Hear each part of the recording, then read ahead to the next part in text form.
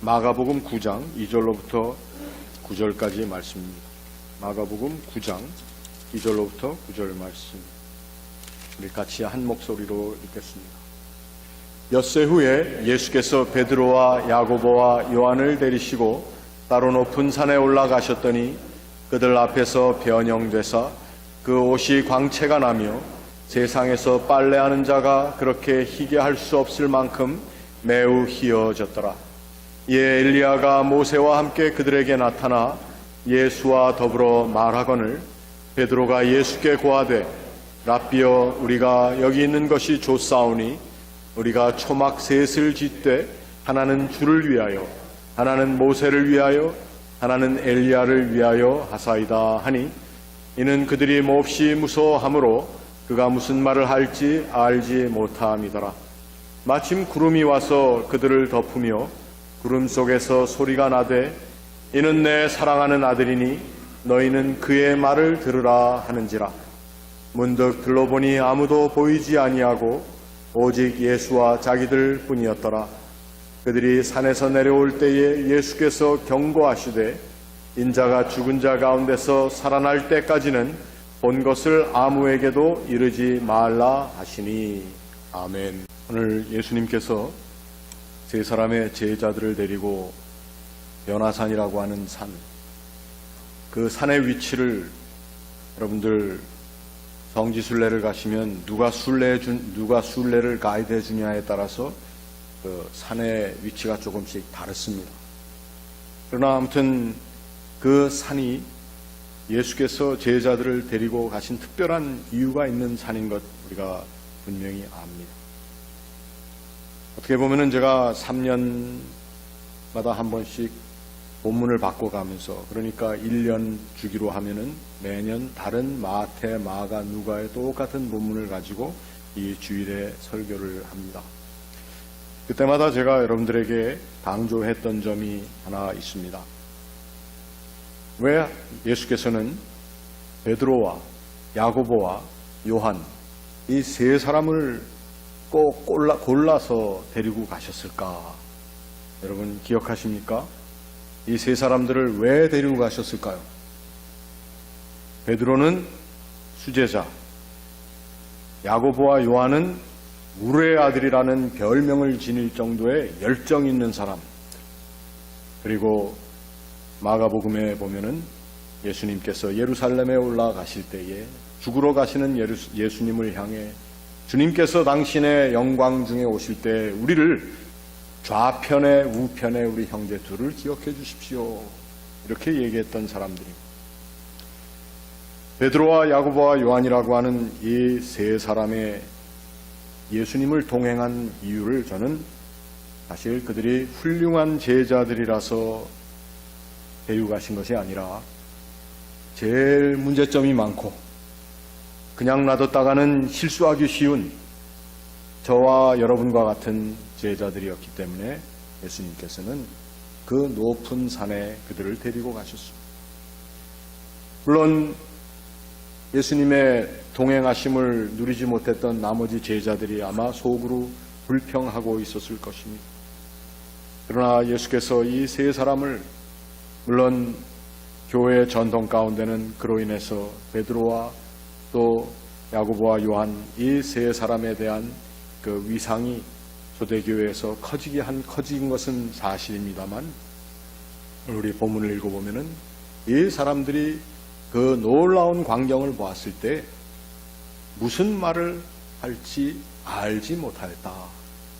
물론 그 광경이 놀랍고 정말 신비한 것이어서 그러기도 했겠지만 그들에게 있어서는 아직도 자신들이 따르는 예수 그리스도에 관해서 채 알지 못하는 자리에 있었다라고 하는 것입니다. 저와 여러분은 어떻습니까? 저는 외가로는 5대째 장로교인이고 또 여러분들째는 많은 분들이 모태신앙이고 뭐 이렇게 얘기들을 하지만 우리가 따르는 예수 그리스도의 또 우리와 동행하시며 우리를 이끌어주시는 그분의 나의 인생을 향한, 그리고 나를 이끌어주시며 지금 이 자리에 서 있게 하는 주의 진정한 나를 향하신 뜻에 여러분들 확실한 대답이 있습니까? 아멘이 나와야 되는데 왜 안 나오는지 그렇게 억지로 아멘 하시면 안 되죠. 우리 정한나 권사님이 마스크를 쓰고 계셔서 아멘 소리가 안 나왔습니다. 아무튼 우리들의 삶에는 모든 것에 이러한 질문에 답을 내면서 살 때도 있지만 답을 내지 못하는 삶을 또 삶의 자리를 경험할 때도 있다고 하는 것입니다. 우리 인생에는 많은 질문들이 있습니다. 또 어려운 질문에 우리가 답하지 못해서 주저주저 할 때도 있습니다. 그래서 우리는 쉽게 도대체 하나님의 뜻이 무엇인가? 라고 하는 질문을 지속적으로 물어볼 때가 있다는 것입니다. 오늘 본문을 한번 잘 읽어보면은 예수께서 그 제자들을 데리고 가셔서 그 산에 오르셨습니다. 그리고 그 산에서 예수님의 그 모습이 변형되었다. 이것은 그들이 바라보던 예수님의 모습, 그들이 늘 대하던 예수님, 그리고 그들이 늘 기대하고 그분은 이러한 분일 것이다. 우리가 그의 입에서 나오는 말씀은 당연히 이러한 말씀으로 나올 것이다 라고 했던 그들의 모든 일상적인 기대를 다 저버리는, 그것을 철저하게 파괴하는 그러한 순간이었다는 것입니다. 우리가 신앙생활 하면서 늘 우리 입으로 얘기하는 것들이 있습니다. 좋으신 하나님, 참 좋으신 하나님, 그리고 나를 늘 이끌어 주시는 하나님, 그리고 나에게 모든 것을 공급해 주시는 하나님, 심지어는 나의 모든 기도를 다 응답해 주시는 하나님, 나의 삶 전체를 하나님께서 다 아시고 내 머리털까지도 세신 받으신 하나님, 이렇게 우리가 성경을 통해서 또 신앙교육을 통해서 우리가 얘기하는 하나님, 나와 동행하시는 예수님. 그런데 어느 한 순간에 우리가 그 하나님이 우리에게 그러한 하나님으로 다가오지 못할 때도 있고, 어떤 때는 내가 이해하는 하나님께서 이끌어 주셔야 하는 내 삶의 방법이 내가 기대했던 것과는 전혀 동떨어져 있는 그러한 자리에 갈 때가 많이 있었다는 것입니다. 그때 우리는 어떠한 말을 하는가? 물론 기도해야 될 것입니다. 그 자리가 기도의 자리가 되어야 하는 것은 분명합니다.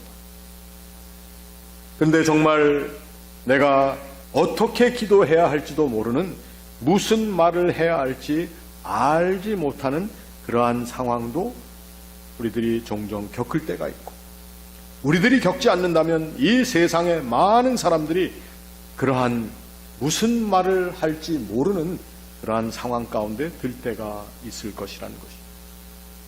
그런데 그때에 이 제자들이 그 할 말을 알지 못할 그 상황에 베드로라고 하는 사람이 말을 했다는 것입니다. 베드로가 뭐라고 얘기를 했습니까? 주님, 여기가 참 좋습니다. 그리고 이 좋은 자리에 주님을 위하여, 그리고 주님의 그 변형된 모습 가운데 함께 등장했던 모세와 엘리야를 위하여 초막셋을 짓는 것이 어떻겠습니까? 소위 말하는 마운틴탑 럭셔리 하우징 프로젝트. 히로가 그렇게 얘기를 합니다. 베드로가. 왜?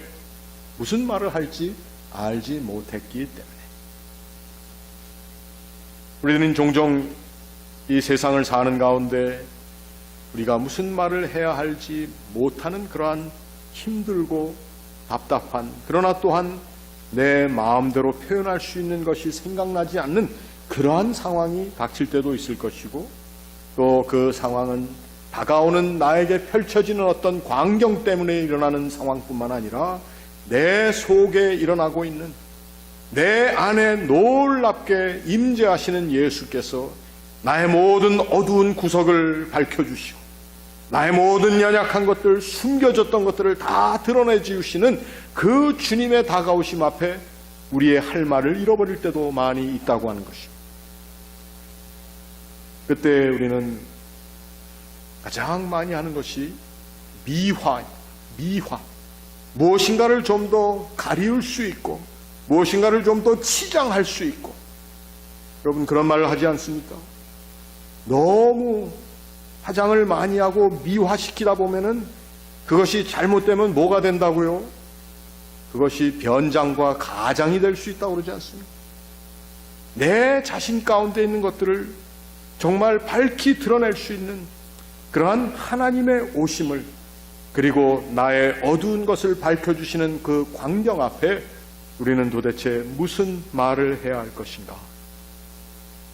나의 삶에 있었던 일들을 정당화시키고 또 그것을 미화하든지 그것을 가린다든지, 그리고 초막이라고 하는 아름다운 명목하에 나의 모습은 좀 더 뒤로 자리를 감춰버리려고 하는 그러한 마음이 들 때도 있지 않은가 하는 것입니다. 사실 이 베드로와 야고보와 요한이 또 들은 말씀이 사실은 거기에 있습니다. 오늘 우리가 읽은 본문에는 등장하고 있지 않지만 누가복음 9장 31절에 누가복음 9장에 나와 있는 내용을 똑같은 내용이 나와 있는데 읽어보면은 거기에는 예수께서 변화되시어 나타나신 모세와 엘리야와 함께 말씀을 나눈 말씀의 내용이 누가복음에는 기록이 되어 있습니다. 그 말씀이 내용이 무엇인가 하면 예수께서 장차 예루살렘에서 별세하실 것을 말씀하실세, 이렇게 얘기했습니다. 아마 베드로와 야고보와 요한은 그 놀라운 광경 앞에 하나님께서 장차 그 아들 예수 그리스도를 기름 부어 세우신 메시아로 모든 사람들에게 광포할 뿐만 아니라 이제 모세, 율법을 대표하는 모세와 예언을 대표하는 엘리야라고 하는 사람의 그 막강한 서포트를 통해서 앞으로 하나님의 나라가 이 예수의 그 놀라운 모습, 감히 사람의 힘으로 할 수 없는 모든 능력을 가진 이 예수를 통해 이스라엘을 해방하고 로마의 학정으로부터 자유함을 주고 그리고 독립을 이루어낼 수 있는 어떤 민족적인 영웅처럼 아마 그렇게 받아들이면서 광경을 보고 있었을 텐데, 누가복음의 증언에 의하면 그때 그들의 대화를 들어보니까 그것이 예수님께서 예루살렘에서 죽으시게 됐다는 것입니다. 별세라고 했습니다. 우리가 가지고 있는 성경 원문에 보면은 그 별세라고 하는 말이 헬라어로 엑소돈이라고 되어 있습니다. 엑소도스라고 하는, 우리가 출애굽한다고 하는 의미의 엑소도스, 출애굽의 목적형으로 쓰여진 엑소돈, 예수께서 별세하신다. 아니 다른 말로 하면은 예수께서 좀 더 포괄적으로 이해를 하고 해석을 한다면 백성들을 해방시키기 위한 그러한 작업을 위해서 오신 분이다. 그리고 예수님은 그 자리를 떠나실 분이다, 계실 분이 아니라는 것입니다. 사실 베드로와 야고보와 요한이 기대했던 그러한 변화산 꼭대기에서의 일어날 광경은, 또 들어야 할 말은 아니었기에 그들은 또 베드로를 대표로 해서 주님, 우리가 기대했던 것을 좀 그대로 밀고 나가시는 것이 어떻습니까? 모세와 엘리야와 좀 더 율법에 대한 확실한 증언도 찾으시고 예언서에서 얘기된 모든 것들을 다시 한번 재고하시면서 우리가 생각했던 우리의 기대, 또 우리가 기도하며 제목으로 놨던 이 민족의 해방, 이러한 것들을 위해서 좀 더 생각해 보시는 것이 어떻겠습니까? 여러분, 우리가 이처럼 놀라운 정황 앞에서 또 내가 미처 다 깨닫지 못할 수밖에 없는 그러한 삶의 상황 가운데 우리는 우리의 주장을 할 때도 있고 또 우리의 말을, 우리의 생각을 미화시킬 때도 있고 또 우리가 생각했던 우리의 기대를 주장하기 위한 어떤 논리를 펼 때도 있다고 하는 것입니다. 그런데 그때에 그들은 하늘의 소리를 듣게 됩니다. 너희는 그의 말을 들으라 하는 말씀입니다. 그의 말을 들으라.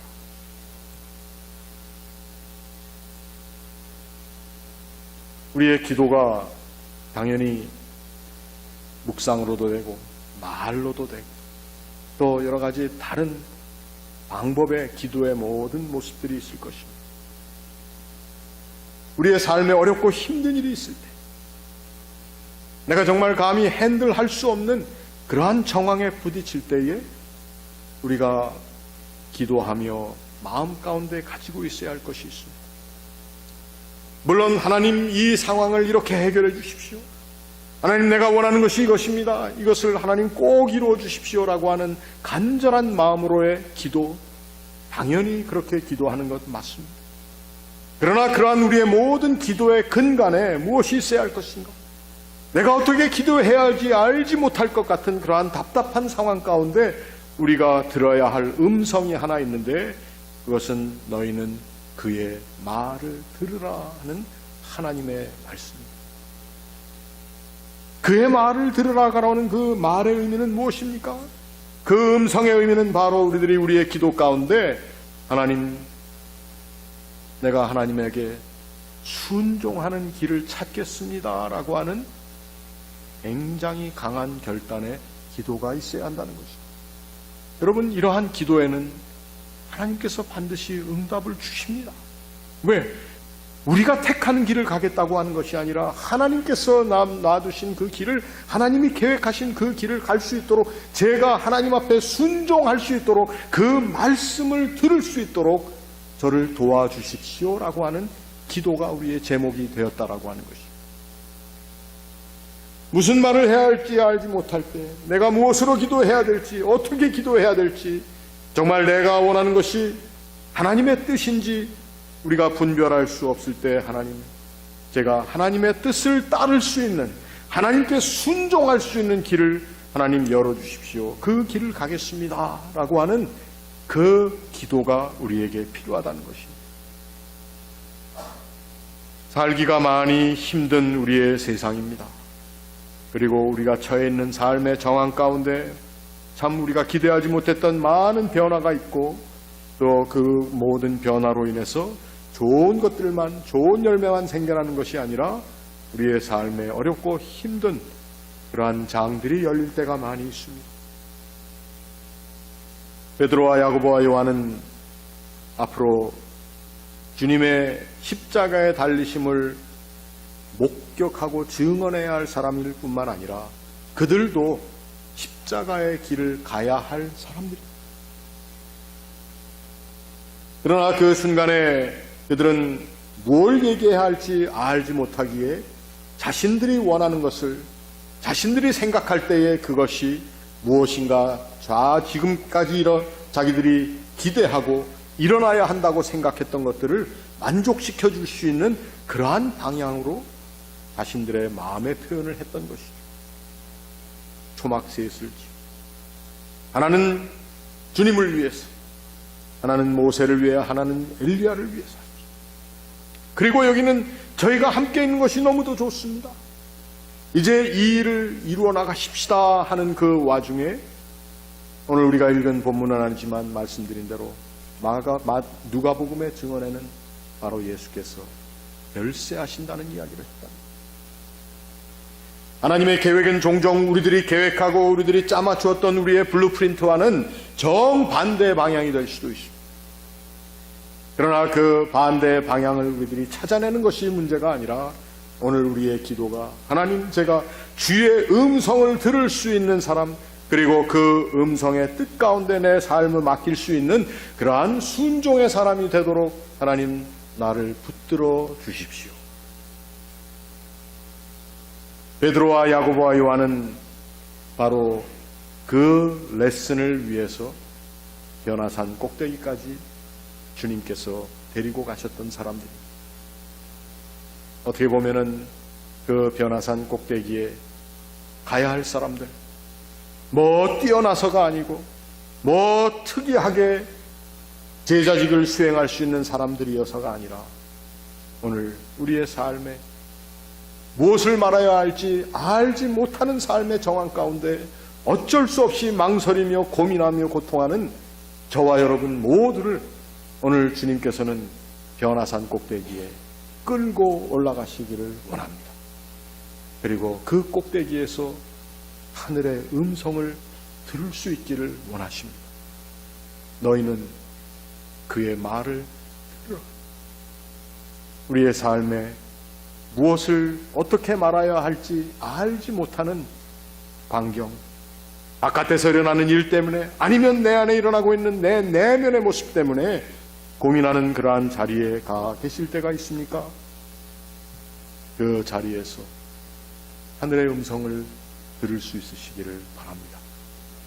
우리를 순종의 사람, 하나님의 뜻을 순종하는 자리에 갈 수 있는 기도의 사람으로 만들어주시며 우리의 삶을 통해서 하나님 계획하신 우리가 채 알지 못했던 놀라운 일들이 이루어질 것으로 믿습니다.